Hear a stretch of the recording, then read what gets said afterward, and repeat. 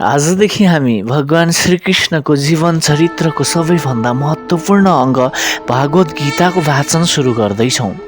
यस अध्यायमा स्वयं परब्रह्म श्रीकृष्ण अर्जुनलाई गीता उपदेश प्रदान गर्नुहुन्छ। यो उपदेश त्यस समय दिइएको थियो जुन समय कौरव र पाण्डव कुरुक्षेत्रको मैदानमा युद्धका लागि भएर एक अर्काको सामुन्ने खडा थिए। त्यही समय अर्जुन जस्तो महावीर आफूभित्रको भ्रम, मोह तथा संशयको जालमा फसेर एक कायर झैँ काँप्न थालेका थिए। उनको गाण्डीव धनुष उनको हातबाट छुटाएर आफूलाई एक सन्यासी बनाउन तत्पर भएका देखिन्थे। उनी सोच्न थालेका थिए कि आफ्नै नाता सम्बन्धी दाजुभाइ, गुरु, मामा, काका, हजुरबुवा आदि इत्यादिलाई मारेर राज गर्नुभन्दा एक सन्यासी झैँ भिख मागी जीवन जिउनु बेस हो भनेर। जब उनी यस प्रकार किंकर्तव्य विमूढ भए, जब उनलाई आफ्नो कर्तव्य र धर्मको मार्ग प्रष्ट देखिन छाड्यो, त्यस समय भगवान कृष्णले अर्जुनलाई कर्तव्य तथा धर्मको ज्ञान दिनुभयो। त्यसलाई नै आज हामी भगवत गीता भनेर भन्दछौँ। जब अर्जुन कुरुक्षेत्रको मैदानमा प्रवेश गर्छन् तब उनलाई दुवै पक्षका सैनिकको मध्यभागमा पुगेर दुवै पक्षका योद्धाहरूको निरीक्षण गर्न मन लाग्छ र अर्जुनको सोही इच्छा बमोजिम भगवान श्रीकृष्ण आफ्नो रथलाई लिएर दुवै पक्षका मध्यभागमा पुग्नुहुन्छ र युद्धमा भाग लिन उपस्थित भएका सम्पूर्ण महावीर योद्धाका बारेमा अर्जुनलाई जानकारी गराउन सुरु गर्नुहुन्छ। जब भगवानले युद्धमा विजय प्राप्त गर्नका लागि अर्जुनले मार्नुपर्ने महायोद्धाहरूका नाम बताउनुहुन्छ तब अर्जुन काम्न थाल्छन्। उनको होसले काम गर्न छाड्छ र उनी भगवान कृष्णलाई प्रश्न गर्न थाल्छन्।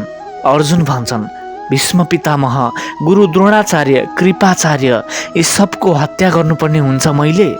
प्रेम स्नेह सम्बन्धको जालमा फसेका अर्जुनलाई कौरव सेनाका योद्धाहरू जो उनका शत्रु थिए आफ्ना नाता सम्बन्धी देखिन थालेका थिए।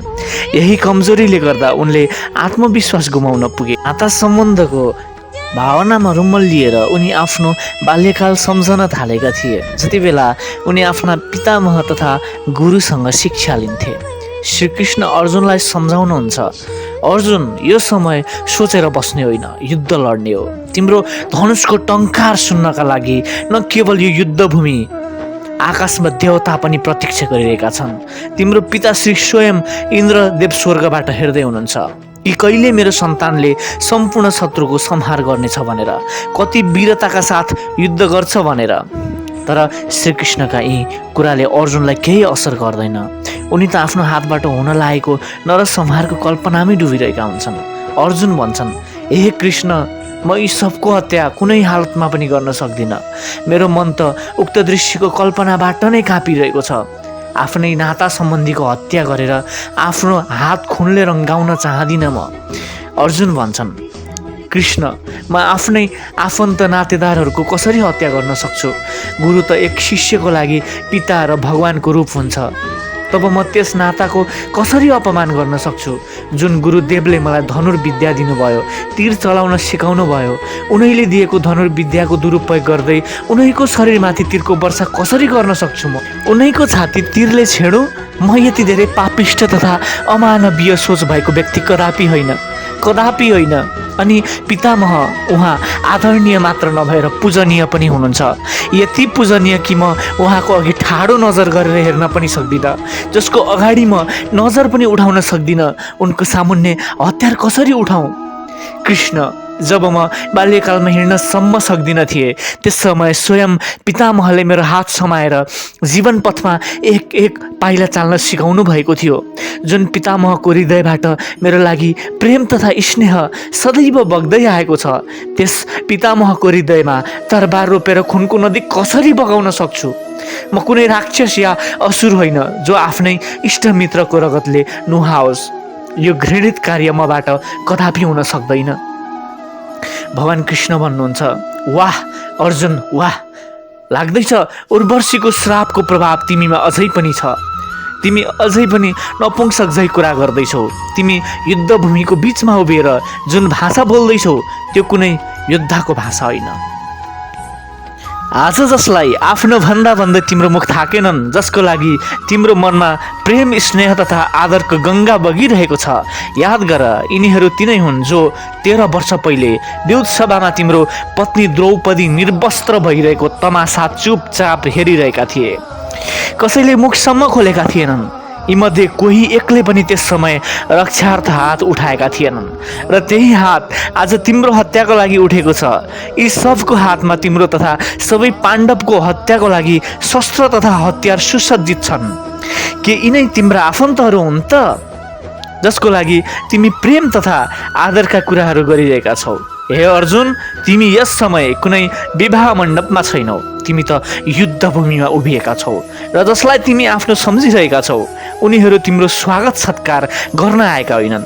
यी सबका सब तिम्रो तथा तिम्रा भाइहरूका नाम आफ्नो अस्त्रमा लेखेर आएका छन्।